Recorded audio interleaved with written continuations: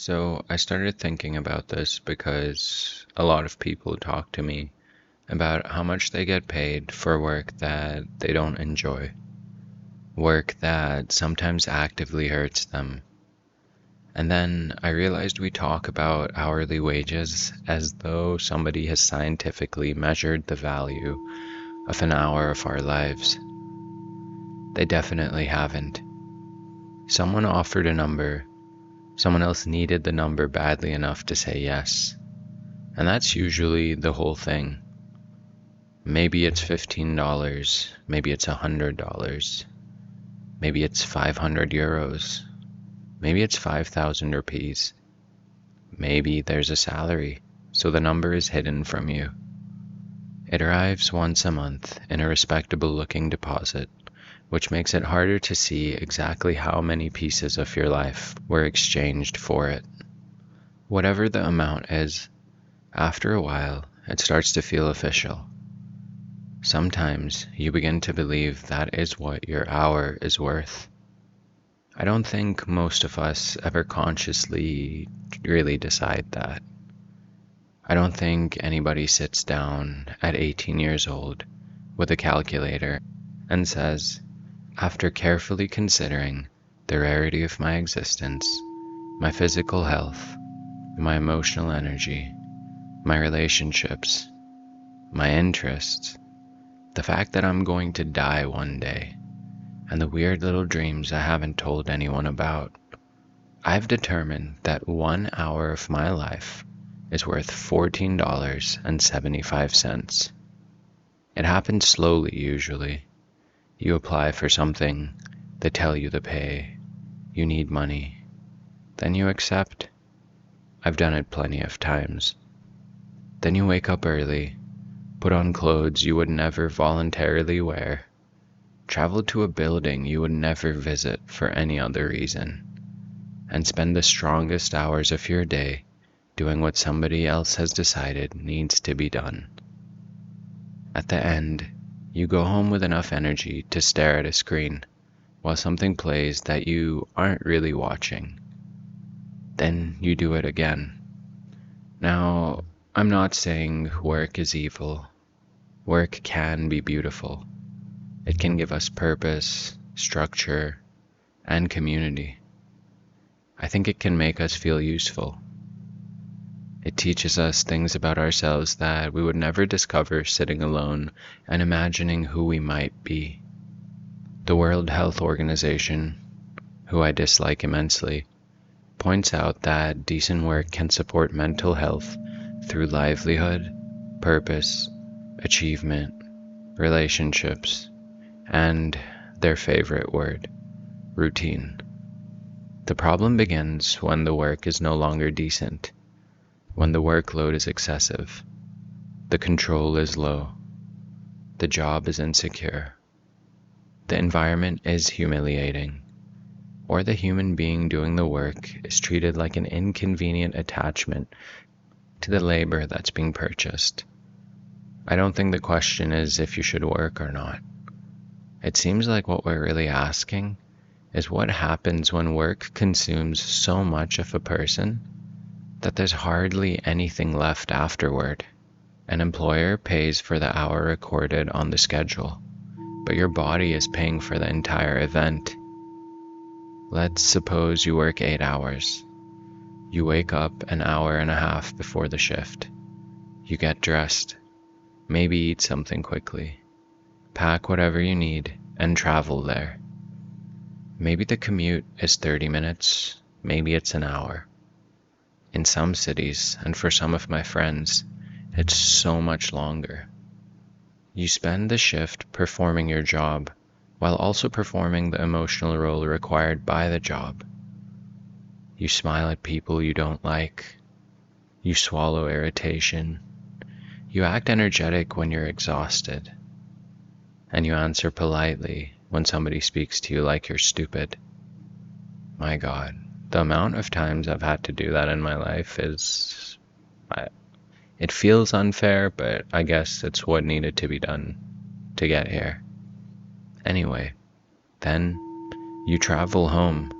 You have technically sold just 8 hours, yet 10 or 11 hours have disappeared. The job follows you through the door. Your shoulders are still raised. Your jaw is tight. You replay a conversation with your manager while taking a shower. You're short-tempered with somebody you love because a stranger used up the final amount of patience you had at 3:44 in the afternoon. Man, that 3:44 experience still stands out in my head, but I'll tell you about it another time. Eventually, by the time your nervous system realizes that the shift has ended, the evening is almost over. You might sell someone 8 hours and somehow lose 12. This is why I think an hourly wage is an incomplete number. It doesn't include preparation, travel, work clothes, transport, food purchased because you didn't have time to make anything, messages that you answer outside the shift, sleep disrupted by the shift, or even just the time it takes to emotionally become yourself again. It definitely does not include recovery. You're paid for standing there or sitting. Nobody pays you for lying in bed afterward with your back hurting. Nobody pays the parent who comes home exhausted and still has to be emotionally present for a child. Nobody pays for the workout you skipped because you had nothing left. There's definitely nobody paying for the books you were going to write, the friends you stopped calling, the prayers you rushed, the walk you never took, or the version of you who might have existed if your best energy hadn't been permanently reserved for somebody else's priorities. This does sound dramatic until you realize that this is what life seems to be made up of. There is no separate substance called life that's hiding behind hours. The hours are it. The time is it. Regardless of how much you meditate, transcend your body, or do anything else, you're always coming back here. You keep waking up with the same 24 hours to try to do what you have to do. Now, I've done a lot of kinds of work. I've owned businesses, I've worked in marketing, I've taught meditation, I fought professionally, I've driven more than 1,000 Uber rides. I've done work that sounded impressive and work that people barely noticed. Driving taught me a lot about the difference between the price of an hour and the cost of an hour. The app might show you a number. You look at the trip and think, okay, that seems reasonable. Then you drive to pick the person up. They're not ready. You wait. You drive them across the city. Traffic gets worse and you're burning fuel. Your car absorbs mileage. You drop them off somewhere that leaves you far away from the next useful ride. The app knows what it paid you, but it doesn't know what the hour actually cost. It doesn't know what your spine felt like after sitting all day. It doesn't know whether the passenger insulted you, scared you, unloaded their entire divorce into your front seat, or spent 40 minutes loudly eating something that should have never been eaten in a moving vehicle. I'm talking about soup. For some reason, when I was driving for a living, I picked up multiple people eating soup.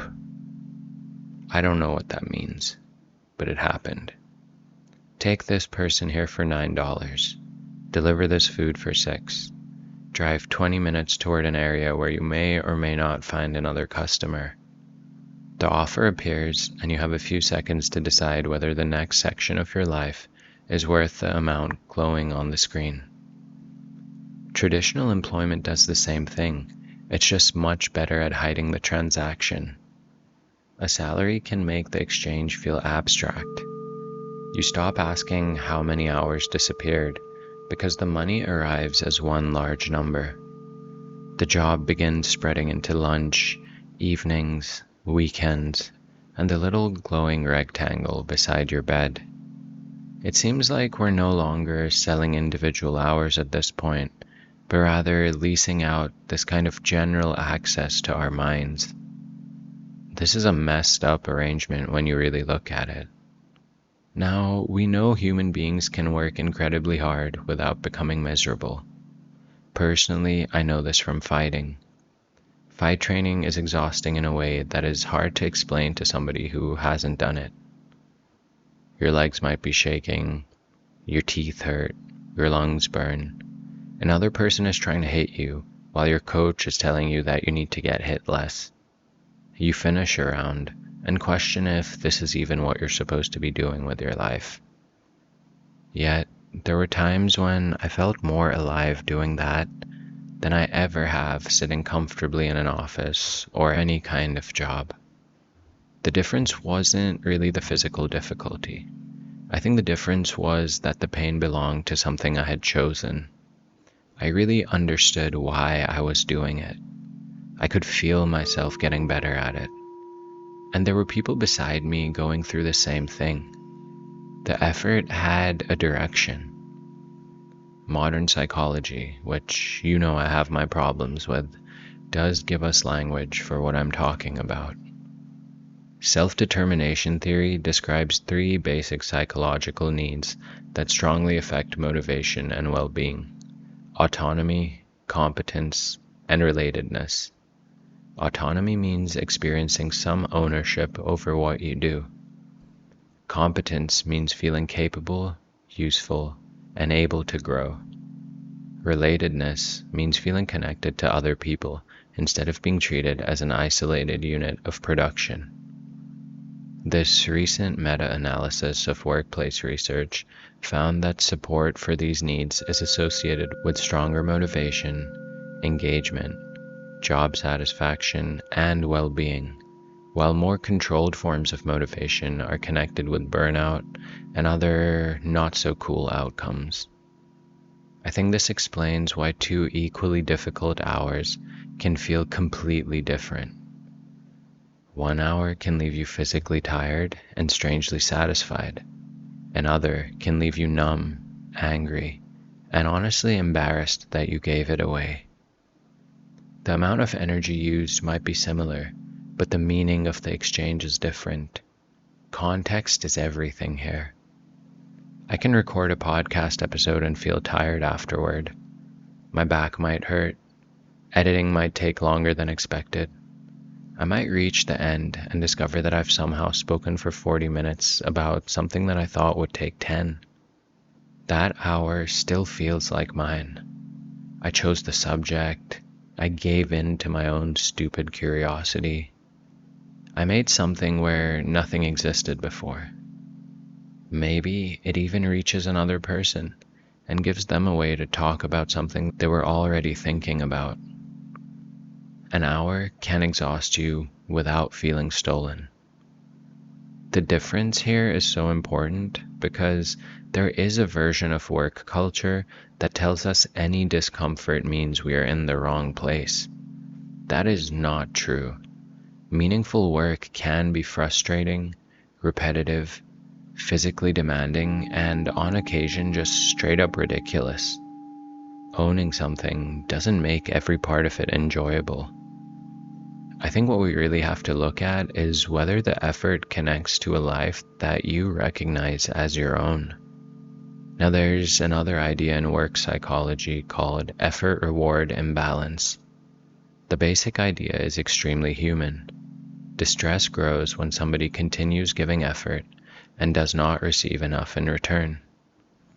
The reward can be money, but it can also be respect, recognition, advancement, fairness, or even just the vague sense that the sacrifice is leading somewhere. A person can tolerate a difficult season when they believe it's just a season. They can study late because the degree will eventually be finished. They can build a business while earning little because the work might create independence later. They can survive a demanding week because the project has an ending. The nervous system reacts differently when the difficulty has no edge. Imagine working as hard as you can and still falling behind.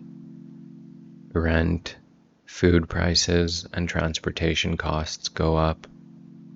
Your wage increases slightly, and the increase disappears before you ever feel it.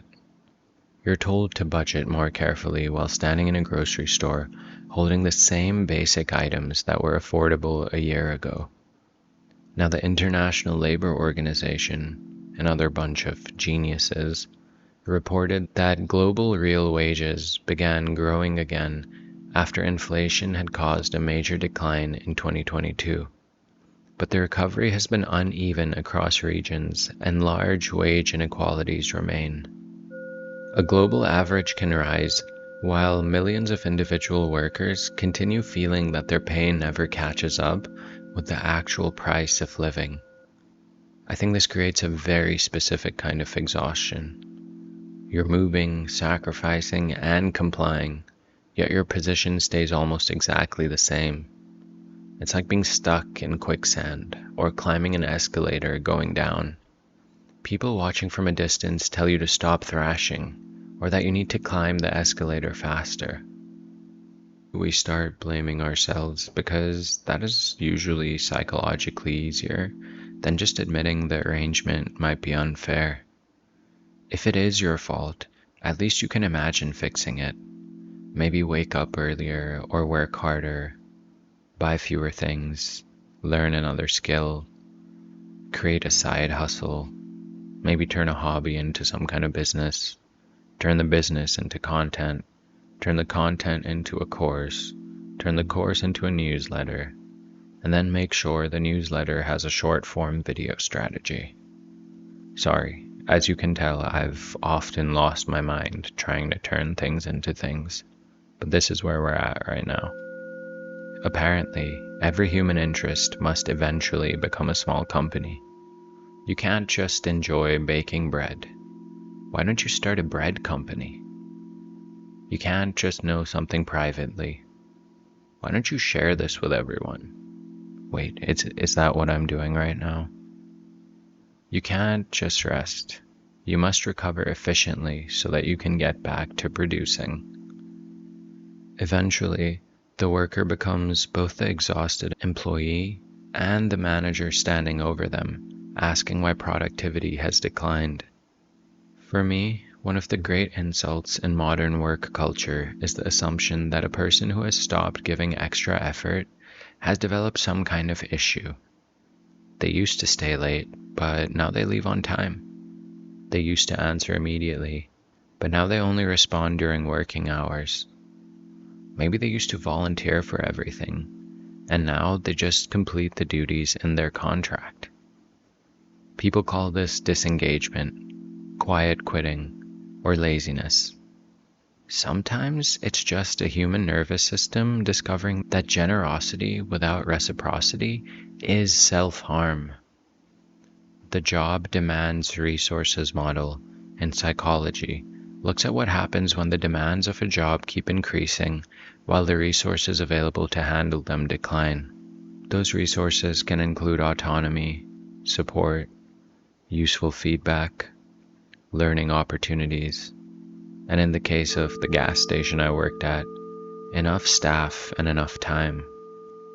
Research has found that rising demands, work-home interference, and falling resources predict burnout, while stronger resources predict engagement. Now that seems pretty obvious when explained plainly.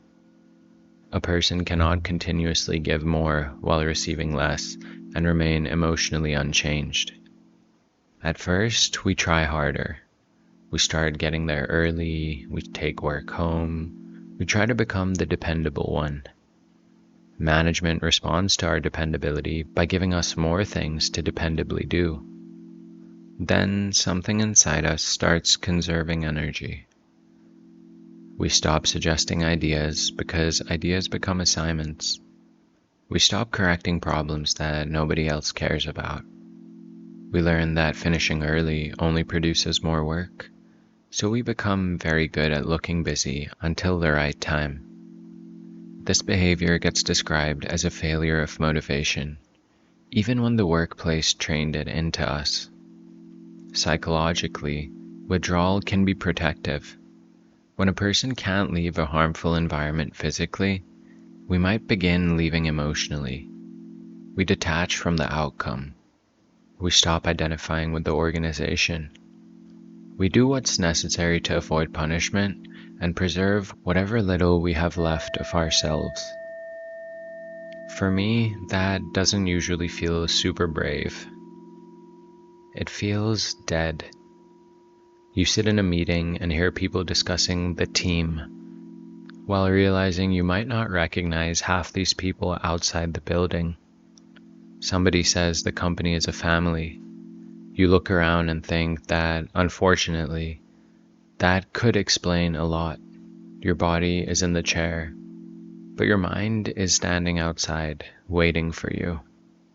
Gallup's 2026 Global Workplace Report, using data gathered during 2025, found that only 20% of employees worldwide met its definition of being engaged at work. In South Asia, where I'm currently living, only 16% of surveyed employees were categorized as thriving in their overall lives. 36% reported experiencing a lot of sadness during the previous day. This was the highest regional figure in the report. These measurements are imperfect, and they can't explain any individual life. But I think they do describe a world in which emotional withdrawal from work is really not unusual. When 4 out of 5 workers are not deeply engaged, maybe humanity has not collectively just developed a bad attitude. Maybe something about the arrangement is starving people. I think differently about work now because I live with chronic pain from a medical condition. When your body works normally, an hour can look fairly self-contained. You do the task, you become tired, you recover. Pain changes the math here. A physical task might take 1 hour and create 3 hours of consequences. Sitting too long can follow you into the evening. Recording can be deeply meaningful and still leave the body demanding payment. Editing can become harder than recording because you have already used the physical position your spine was willing to give you that day. People with chronic illness, disability, or pain often understand the hidden price of work better than anyone. They already know that energy is a limited currency. Spend too much before noon and the body might cancel the rest of the day. The workplace often measures only whether the employees completed the task. It seems to not measure how much of their soul had to be rearranged around completing it. Did you skip making dinner? Did you need medication? Did you become unavailable to your family? Did you spend Saturday recovering from Friday? Did the income from the task cover the treatment required to keep doing the task? The timesheet might say 8 hours, but the body submits a completely different invoice. This is where phrases like work-life balance can feel almost funny. Balance suggests 2 neat objects placed on opposite sides of a scale, work on one side and life on the other. Work is already inside life. It uses the body you need for everything else. It uses the attention you need for conversation. It uses the emotional regulation you need for parenting. It uses the sleep you need for health. It used everything I had for this episode, so I couldn't record it yesterday and had to record it today. You don't leave your nervous system at the door when you enter the office and collect it on the way home. The World Health Organization estimates that depression and anxiety are associated with 12 billion lost working days globally each year. We usually hear statistics like this framed as a productivity issue, because apparently the most convincing reason to care that people are suffering is that suffering is becoming expensive. Now, I understand why organizations speak that language. I get it. Productivity is measurable, and human despair is inconveniently complicated. Still, Imagine looking at 12 billion days of depression and anxiety and asking first how much output was lost. Maybe the output was never the most valuable thing in the room. Seriously, like, what is going on with these people? There is a cultural admiration for people who work themselves into the ground. I don't know which culture I'm talking about, but it seems to be a pretty widespread thing that exists in every country and culture I've ever lived in, which is quite a few. You hear somebody sleeps for 4 hours and think they must be important. They have 3 phones, 14 meetings, and no visible relationship with the outdoors. Their calendar looks insane. We call them disciplined. We rarely ask them whether they're frightened. Sometimes, constant work is ambition. Sometimes it's avoidance with a professional title. If you remain busy enough, you never have to sit quietly and discover whether the life you built actually feels like yours. Is this your destiny? I don't know. Doesn't seem like it.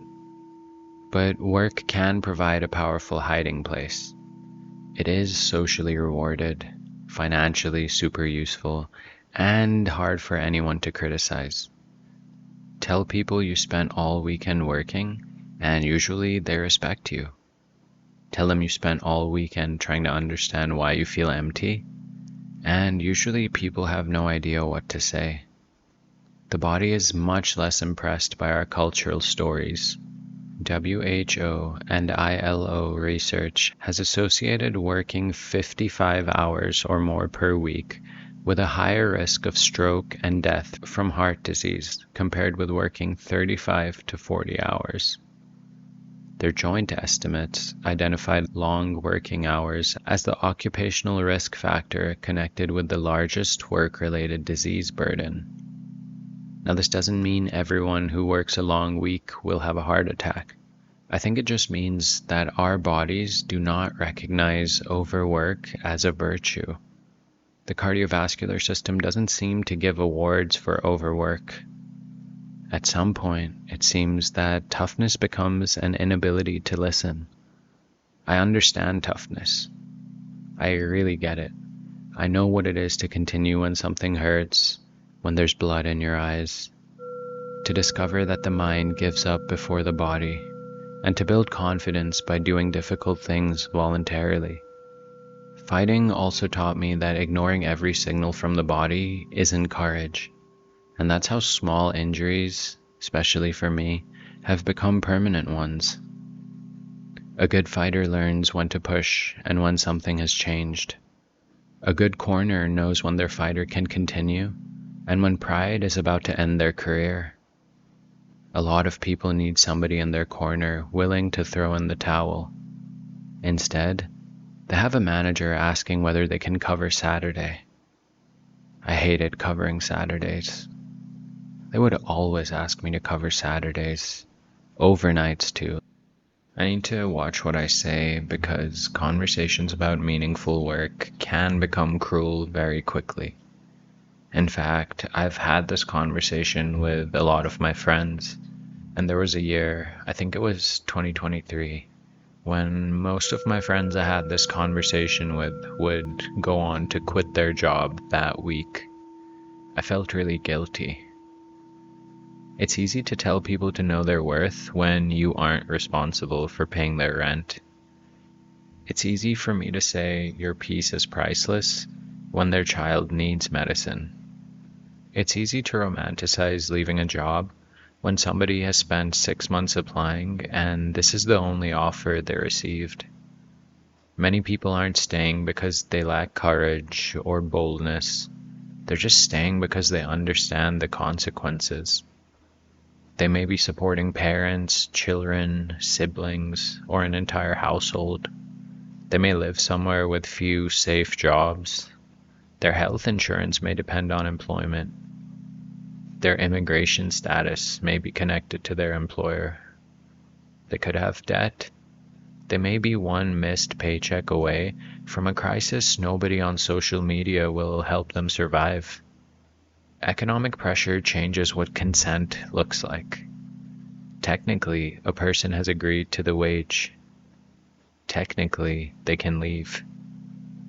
A choice made between exploitation and hunger is still a choice, though it isn't freedom in the way we usually mean freedom. This is why I don't want the message of this episode to be quit your job. That would be shallow, and for many people, it would actually be dangerous. The beginning might simply be recognizing the full nature of the exchange. You may need the job. You don't have to let the job convince you that the wage is an objective statement about your value. Those are completely separate things. You can accept an unfair exchange because survival requires it, while still remaining honest that the exchange is unfair. You can stay while planning. You can protect tiny pieces of yourself without pretending you are financially independent. You can stop donating labor the company didn't purchase. You can start keeping evidence of your work, building a skill, asking for help, applying elsewhere, talking to coworkers, or even just creating 1 hour each week that belongs to the future rather than the emergency in front of you. Sometimes, at least in my case, dignity begins as an internal correction. This is what they pay me becomes, this is just what they currently pay me. One of these sentences can trap you inside an identity, and the other can make you realize that this is a temporary arrangement. Now, after work ends, another marketplace opens. Your phone lights up. Messages, videos, ads, arguments, people you vaguely knew 15 years ago announcing opinions about situations they discovered 4 minutes earlier. Nobody asks for an hour. They ask for 30 seconds. And that's why it works. 30 seconds becomes 5 minutes. 5 minutes becomes 40. You lift your head and the evening has this kind of gaping hole in it. The modern economy doesn't only want labor. It wants your attention. Your job purchases the large sections of the day, and platforms compete over the fragments. A person can reach bedtime having been useful, reachable, marketable, entertained, and informed without having experienced 10 uninterrupted minutes of their own consciousness. I think this affects how we think about the worth of an hour. We imagine the greatest thefts are super dramatic. The terrible job, the impossible schedule, maybe the abusive manager. Some of our lives disappear through tiny permissions. Yes, I can answer that now. Yes, I can check that one thing. Yes, I can listen while doing something else. Yes, you can interrupt me. Yes, this moment was apparently available because I was not making any money during it. Resting time begins to feel worthless because it has no visible product. A quiet hour looks empty, which makes it easy to surrender. Yet that may be the hour in which your nervous system finally settles. It may be when a child tells you something they were not planning to say. It might be when an idea arrives. It may be when you notice the way the evening light has changed, which sounds tiny until you realize a life without those small recognitions becomes a life lived almost entirely in retrospect. We keep sacrificing the present to improve the future. Then the future arrives and finds us trained to be somewhere else. Being a father, in my case, or a parent in general for anyone else, changes the value of an hour because children don't experience time economically. A child doesn't care whether the meeting was important. They don't understand that an email could affect next quarter. They don't understand that an email could affect next quarter. They know whether you were there. Now, ironically, my son walked into the room during me saying that, and we went out to look at the rain. I was kind of annoyed that I had to stop recording, but It's funny, I'm usually reminded of the work as I'm teaching the lesson, so I appreciate that. I love living what I'm telling you about. Parents have to work. Providing is part of love. Food, shelter, education, and safety don't appear through positive energy. Not always, at least. Money and responsibility are real. There still is a pretty painful contradiction inside it. We work to give children a good life, and work can take us away from the life we are trying to give them. You tell yourself you'll have more time later.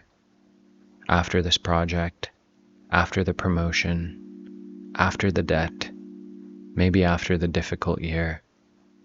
Children keep growing during every after. One day, they stop asking you to sit beside them.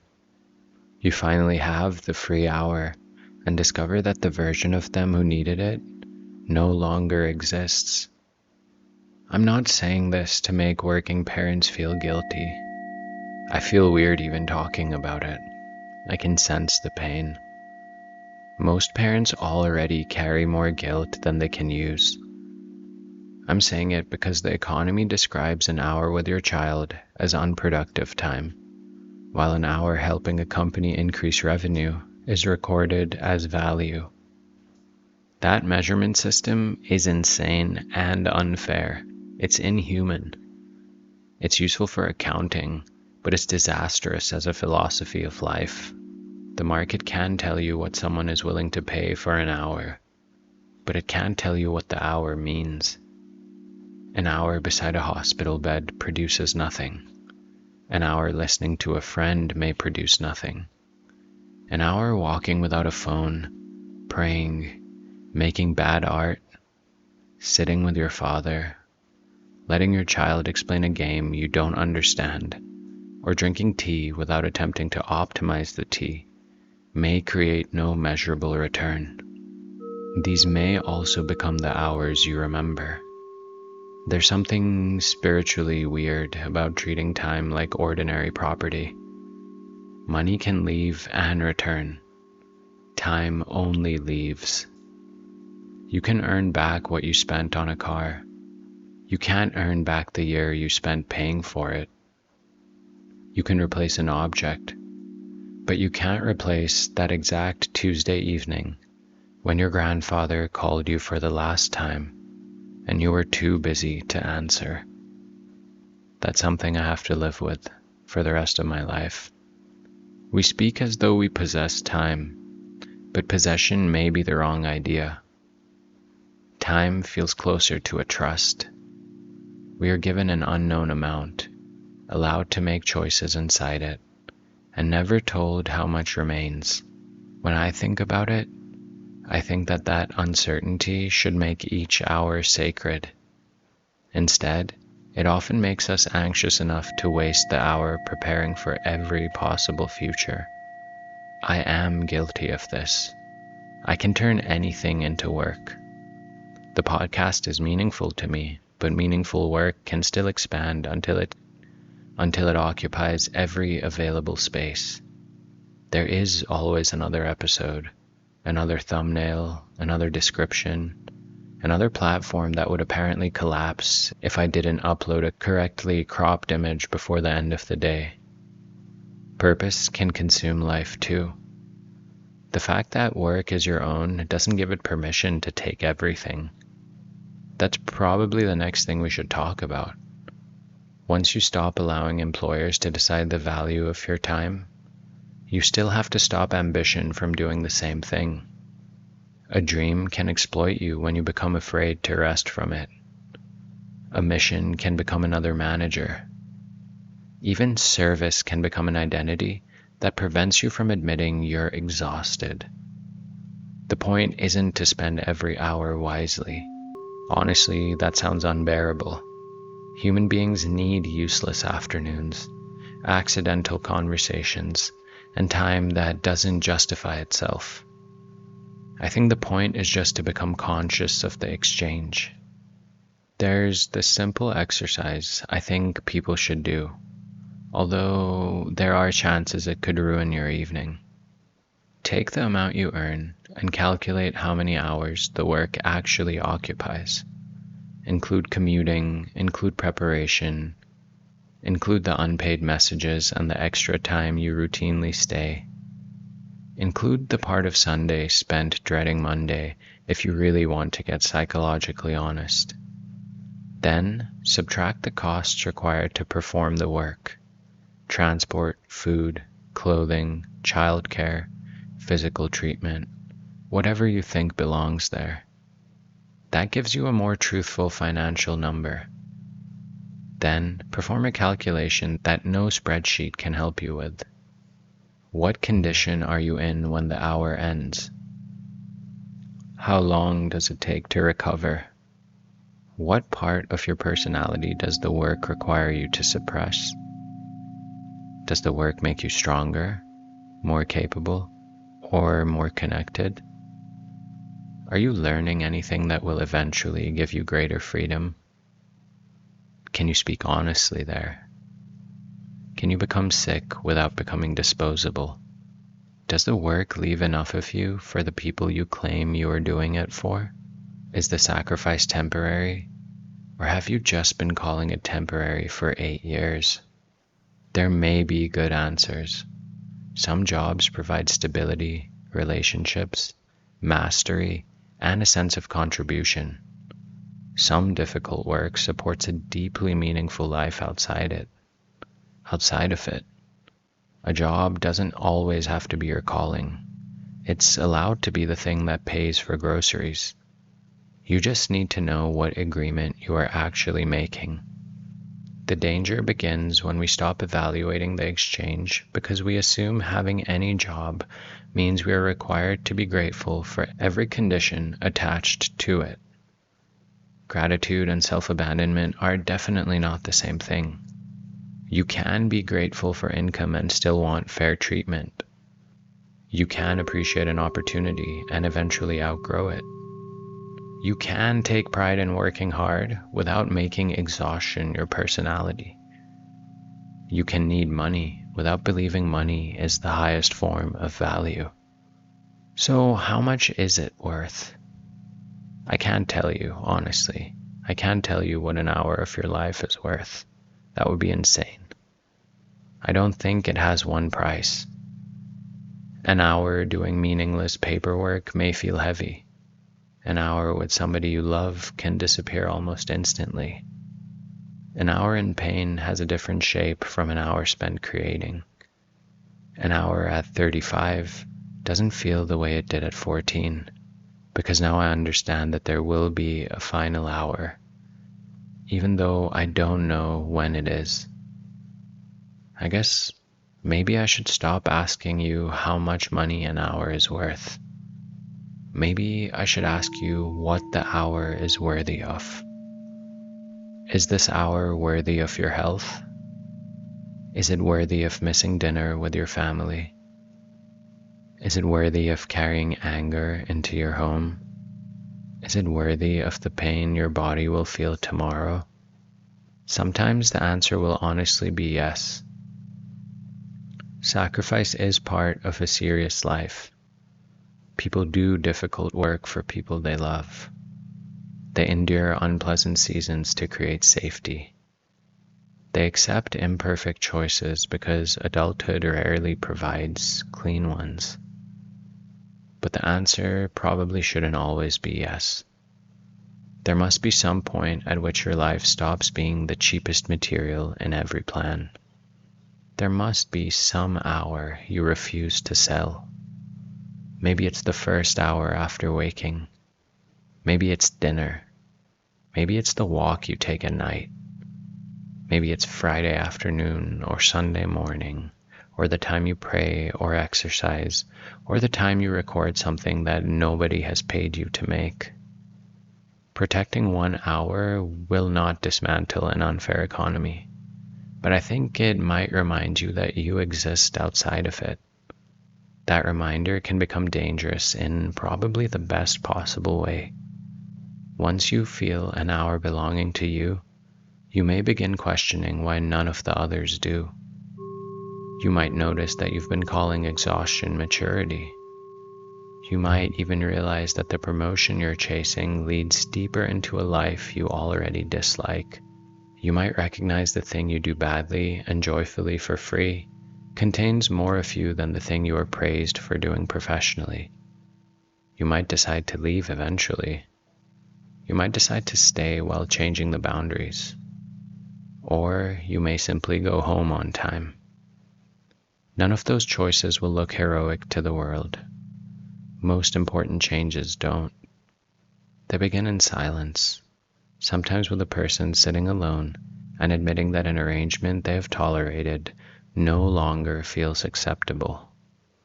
Your wage, your responsibilities, and the pressure of survival is real. But your life is also real. It's happening during the commute. It's happening inside the meeting. It's happening while you wait for the shift to end. It's happening while you recover from the week. This is not the hallway before your real existence begins. One day, there will be no more hours left to price. Before that day comes, I hope you make at least some of them too expensive for the world to purchase. This has been Idiot Mystic. Take care of yourself, please. Our time is already leaving.